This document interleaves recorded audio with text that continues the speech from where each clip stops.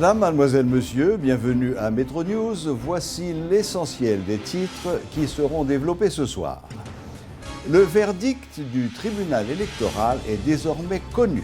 Cette instance se déclare incompétente à statuer sur les contestations produites par des partis politiques suite à la publication des résultats préliminaires de la présidentielle.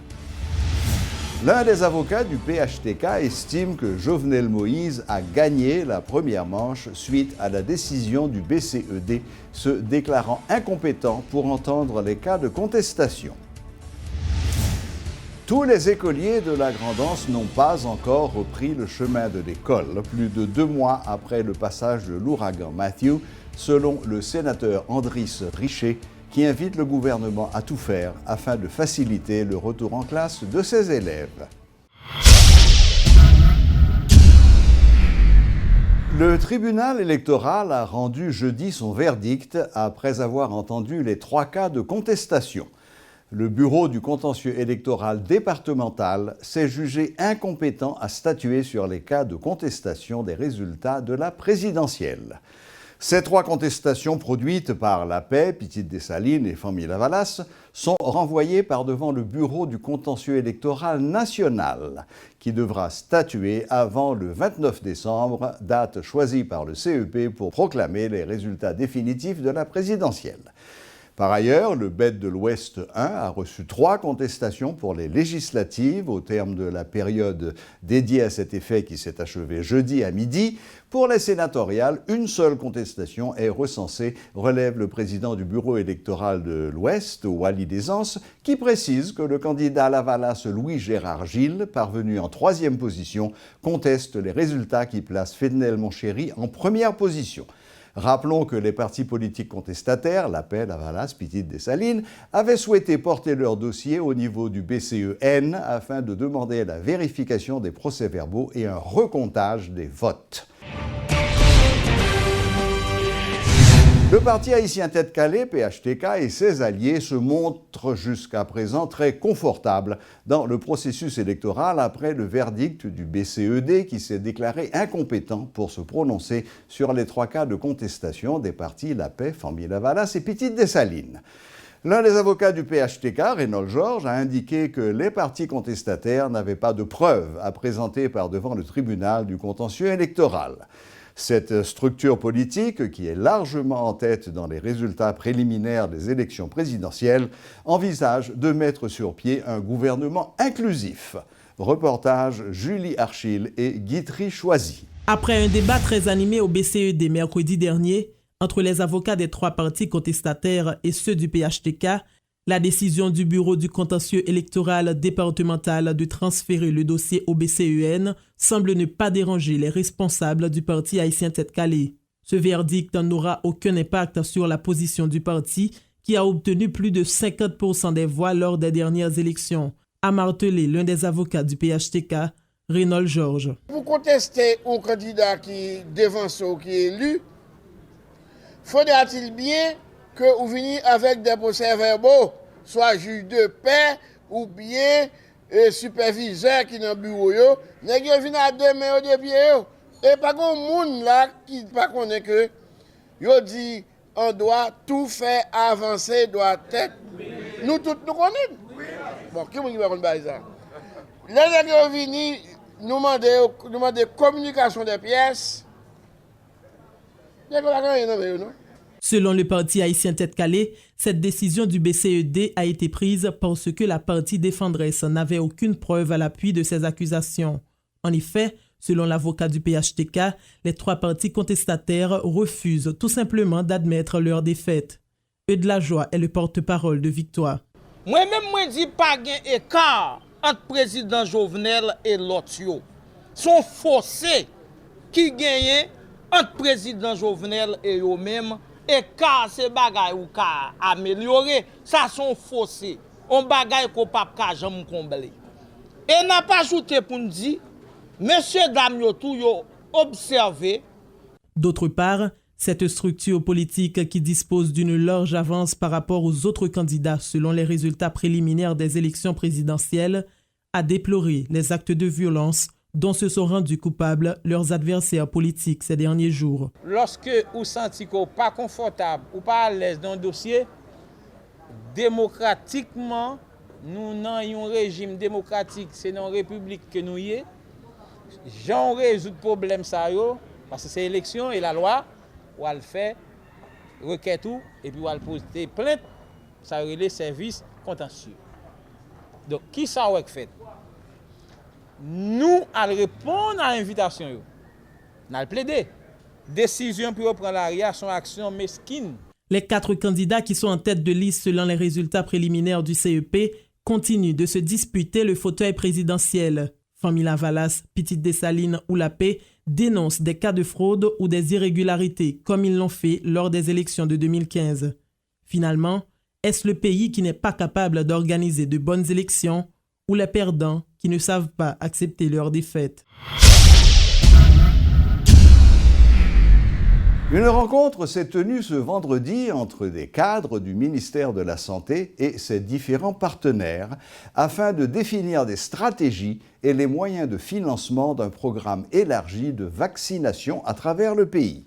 La titulaire du MSPP, Daphné Benoît-Delsoin, a annoncé des mesures pour faire face à une probable augmentation des cas de diphtérie chez les enfants, particulièrement dans le département du Centre. Planification que nous avons fait, que le ministère a fait pour rendre disponible vaccins à l'échelle nationale. C'est plan pour 5 prochaines années que nous avons présenté par différents agences, différents bailleurs et nous avons essayé si avec agences après que nous avons assuré le financement pour que nous sommes capables d'acheter vaccins pour rendre pour vaccins disponibles à l'échelle nationale.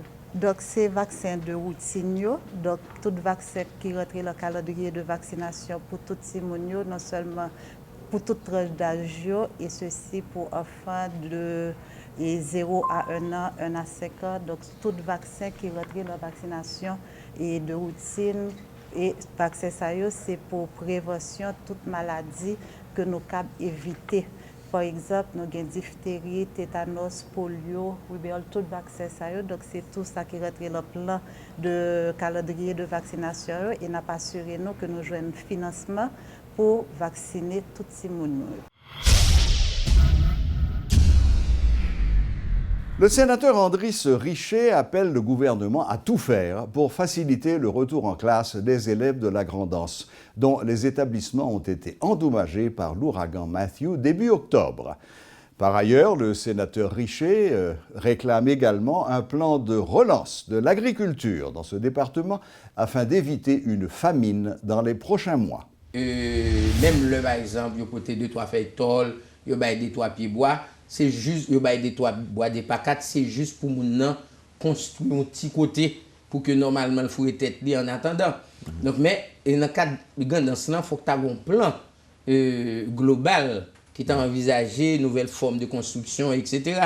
Mais pour qu'on gagne, même ça me pense qu'il est plus urgent aujourd'hui, il faudrait que le gouvernement, que ce soit SACLA ou Jean Léa, il faut le dégager pour le débloquer un certain montant qui peut permettre que les écoles recommencent à fonctionner. Notre bagaille là, c'est la distribution des semences qui produisent rapidement. Tant que par exemple, maïs 3 mois, pois 2 mois et demi, etc.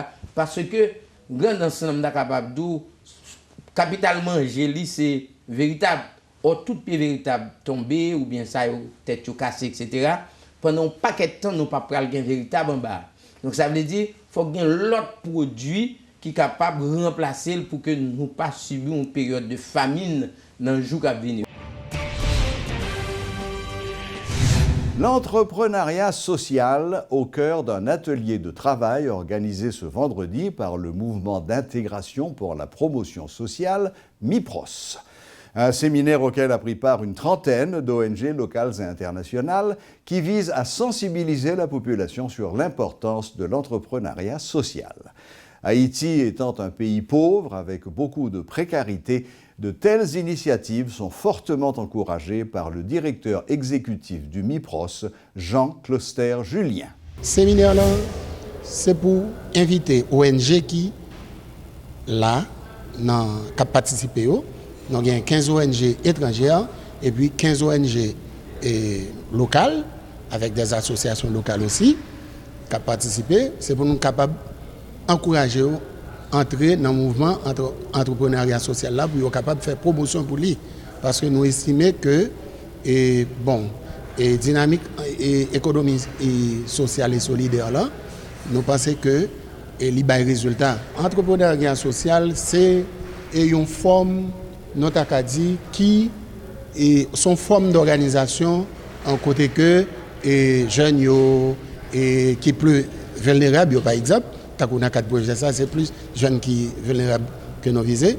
Nous, côté que nous avons encouragé pour être capable et mettre tête ensemble pour être capable d'identifier des problèmes sociaux qui sont dans la communauté et monter des petites entreprises sociales qui sont capables d'aider à faire face à des problèmes sociaux.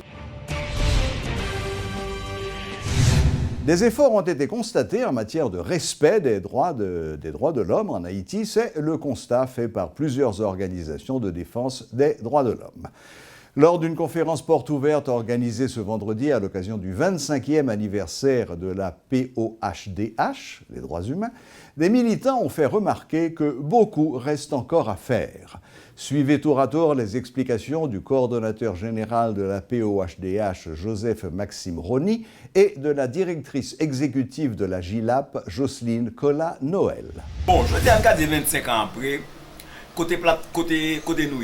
25 ans après, nous avons dit que la plateforme est réévaluer tête li, réévaluer le travail qu'elle fait, regarder dans quelle orientation qu'elle a toujours créée, comment elle a fait. Mais il y a 3 éléments importants que pour nous dire. Depuis la création de la plateforme, en termes de méthode de travail, la plateforme était toujours un outil très objectif. La plateforme bataille pour objectivité, la plateforme bataille pour éthique, que l'elle parle comme plateforme, li respecter méthodologie 4 qui sont droits en général. Et troisièmement, la plateforme dit devant constat dans la société, côté une grande exclusion et sociale en général, côté que majorité services yo chita dans ville et moun dans section communale yo pas accès à rien du tout.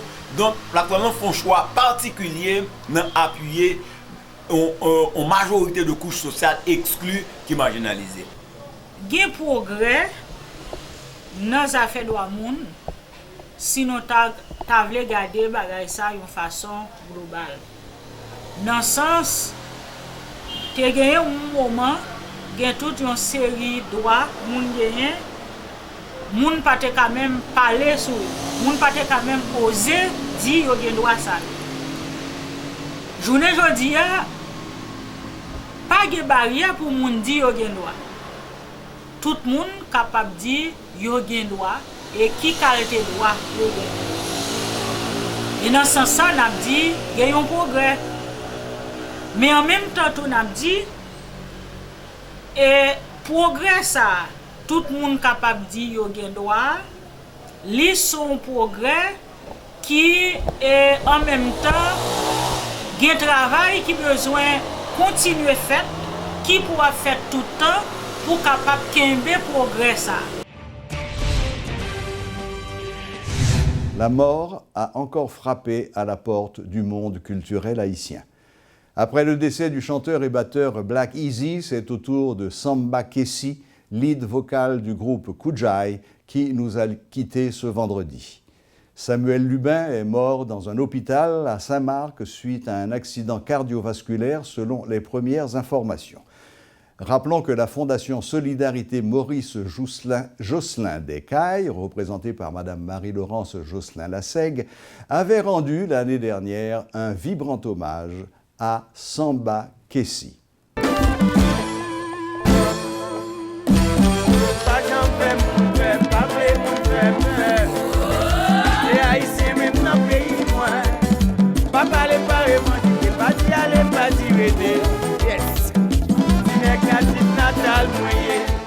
La boucle est bouclée. Merci de votre fidélité. Bon week-end et à la prochaine. Même heure, même chaîne.